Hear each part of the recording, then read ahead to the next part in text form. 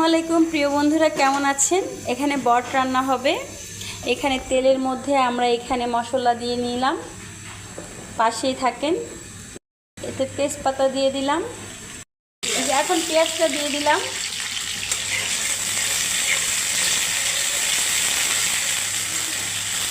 পেঁয়াজটা একটু বড় করে কাটা হয়েছে, আর এখানে গোটা রসুন দেওয়া হয়েছে। এখানে বট রান্না হবে, তাও আবার দেশি বট, দেশি গরুর।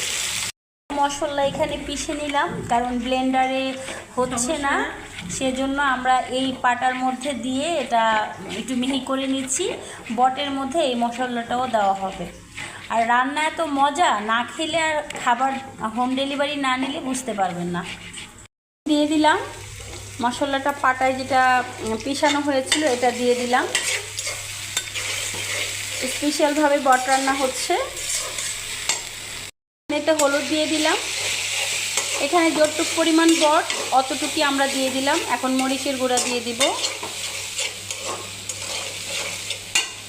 এখানে আমরা 2 চামচের মতো মরিচের গুঁড়া দিয়ে দিলাম, 2 চামচ হলুদের গুঁড়া দিয়ে দিলাম। এখন বটটা দিয়ে দিচ্ছি, দিয়ে কষিয়ে নিব।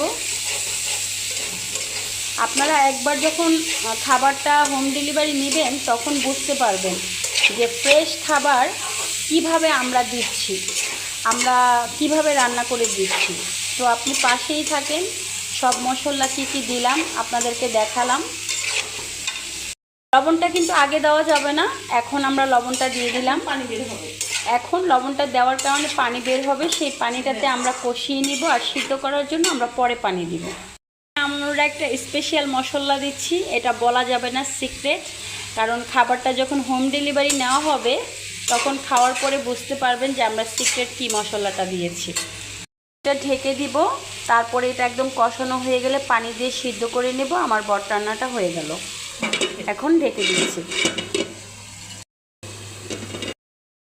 বন্ধুরা, এই যে বটটা রান্না হয়ে গেল। আর এটা রংপুরের ঐতিহ্য, এবং রংপুরের রান্নাটা আমাদের ঢাকারও না, কোনো অঞ্চলের না, এটা রংপুরের। তো যাই হোক, কেমন হয়েছে লাইক কমেন্টে জানাবেন। আর এই খাবারটা যদি বাসায় নিয়ে খেতে চান, হোম ডেলিভারি নিতে চান, তাহলে কিন্তু মিনিমাম 2 দিন আগে বলতে হবে। আল্লাহ হাফেজ। বন্ধুরা, এই ডালের অনেক বিশেষত্ব। এটা অনেক রকমের ডাল দিয়ে রান্না করা হয়েছে। আর আমরা যে এখন বট ভুনা করলাম, এটা এখন ভাত দিয়ে খাবো, আপনাদের সাথে শেয়ার করলাম। এত মজার ডাল আর এত মজার বট ভুনা ভাবতেও পারবেন না। এখন খাবো। আল্লাহ হাফেজ।